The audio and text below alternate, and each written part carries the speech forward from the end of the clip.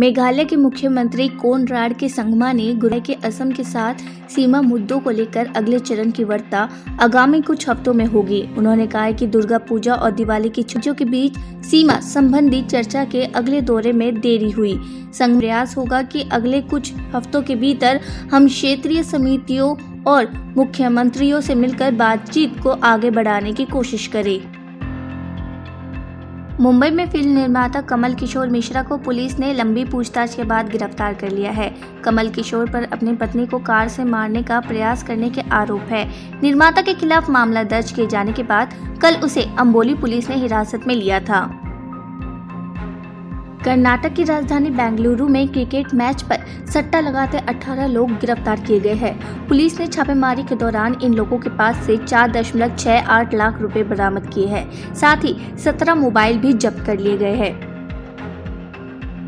अरबपति उद्योगपति Elon Musk Twitter के नए मालिक बन गए हैं और उन्होंने इस सोशल मीडिया कंपनी की कमान संभालते ही 4 अधिकारी को हटा दिया है, जिनमें भारतीय मूल के सीईओ पराग अग्रवाल और कानूनी मामलों के कार्यकारी अधिकारी विजय गड़े भी शामिल है। कंपनी में बड़े बदलाव के बीच एलन मस्क ने ट्वीट कर कहा है कि चिड़िया आजाद हो गई है। पंजाब में आयकर विभाग की ओर से बड़ी कार्रवाई की गई है। आयकर विभाग ने पठानकोट भोआ से पूर्व विधायक जोगिंदर पाल के घर, फार्म हाउस और क्रैशर पर छापेमारी की है। यही नहीं, जोगिंदर पाल के कई नजदीकियों के घरों में भी छापेमारी की जा रही है। केंद्रीय गृह मंत्रालय की तरफ से आयोजित सभी राज्यों के गृह मंत्रियों का 2 दिवसीय सम्मेलन हरियाणा के सूरजकुंड में हो रहा है। इसमें हरियाणा के गृह मंत्री अनिल विज को उनके लंबे भाषण के लिए केंद्रीय गृह मंत्री अमित शाह ने सार्वजनिक रूप से फटकार लगाई। 8.5 मिनट के भाषण के दौरान अमित शाह ने उन्हें 4 बार टोका और उन्हें याद दिलाया कि उन्हें केवल 5 मिनट दिए गए थे। बता दें कि इस कार्यक्रम में अनिल विज को स्वागत भाषण देना था। फरीदाबाद में आयोजित राज्यों के गृह मंत्रियों के चिंतन शिविर को प्रधानमंत्री नरेंद्र मोदी ने संबोधित किया। उन्होंने इस दौरान कहा कि हर राज्य को एक दूसरे से सीखने की जरूरत है। सभी राज्यों को देश की बेहतरी के साथ मिलकर काम करना होगा। कानून व्यवस्था का सीधा संबंध राज्यों के विकास से है। देश के सामर्थ्य से हर नागरिक सामर्थ्यवान होगा। कोरोना काल में पुलिस की छवि भी बेहतर हुई है। तकनीक की मदद से अब अपराध भी इंटरनेशनल तौर पर हो रहे हैं। अपराधी एक राज्य से बैठकर दूसरे राज्य में अपराध कर रहे हैं। ऐसे में मौजूदा तौर पर अपराध का स्वरूप बदला है। साइबर क्राइम हो या फिर ड्रोन टेक्नोलॉजी का हथियारों और ड्रग्स तस्करी में इस्तेमाल, इनके लिए हमें नई टेक्नोलॉजी पर काम करते रहना चाहिए। स्मार्ट टेक्नोलॉजी से कानून व्यवस्था को संभव होगा। एनआईए ने केरल में पॉपुलर फ्रंट ऑफ इंडिया यानी पीएफआई के खिलाफ फिर कार्रवाई की है। एनआईए ने गुरुवार को केरल से पीएफआई के पूर्व राज्य सचिव को गिरफ्तार किया है। राजस्थान में बड़ा प्रशासनिक फेरबदल हुआ है। प्रदेश सरकार ने 30 आईएएस अधिकारियों के तबादले कर दिए हैं। 6 आईएएस अफसरों को अतिरिक्त कार्यभार सौंपा गया है। इस संबंध में कार्मिक विभाग ने आदेश जारी किए हैं। वहीं अंतर सिंह नेहरा को जयपुर के संभागीय आयुक्त के पद पर किया गया है।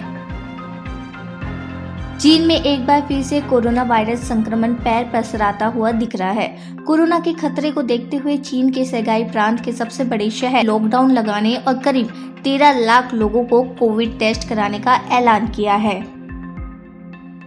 मुंबई में संयुक्त राष्ट्र की आतंक विरोध समिति की बैठक में विदेश मंत्री एस जयशंकर ने मुंबई हमले पर बात की।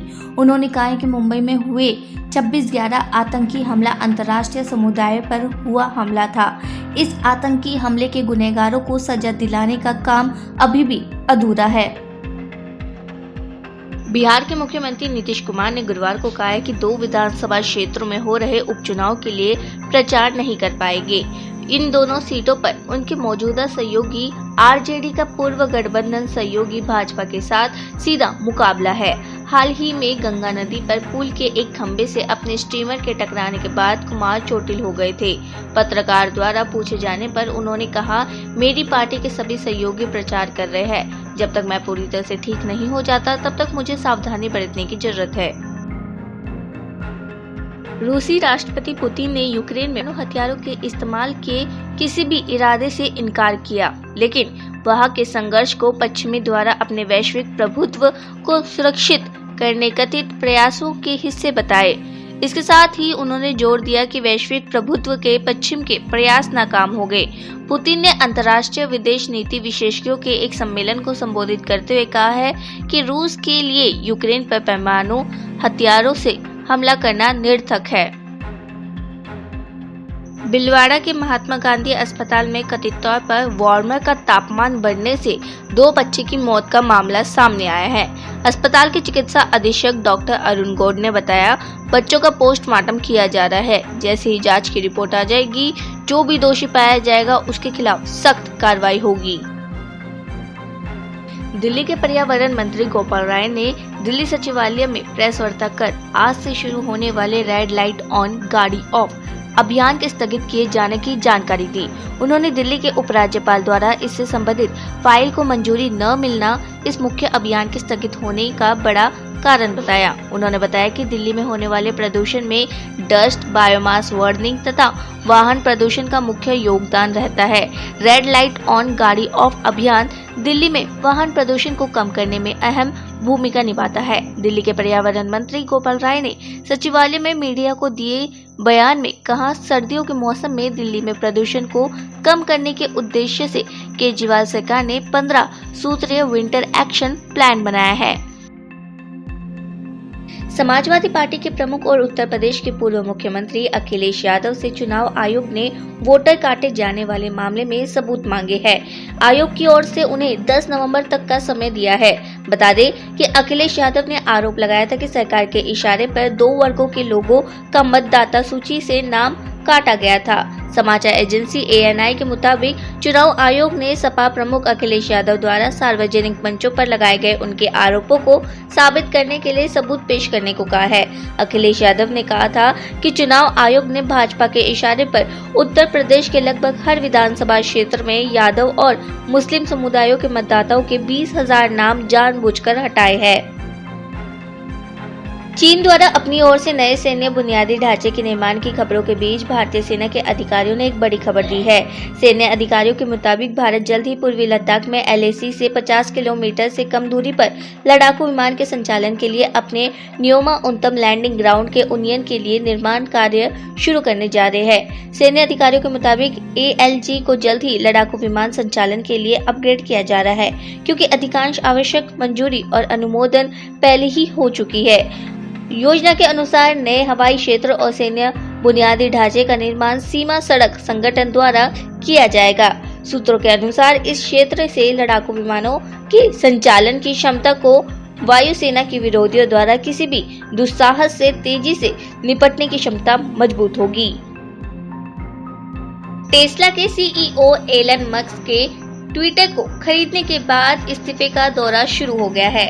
अब सूत्रों के हवाले से खबर है कि ट्विटर के मुख्य कार्यकारी पराग अग्रवाल और फाइनेंस चीफ नेड सहगल दिया है। डी सादिक द्वारा तमिलनाडु भाजपा की महिला नेताओं के बारे में अपमानजनक टिप्पणी करने के बाद द्रविड़ मुनेत्र कंडगम की महिला विंग की सचिव और सांसद कनिमोझी ने खुले तौर पर माफी मांगी।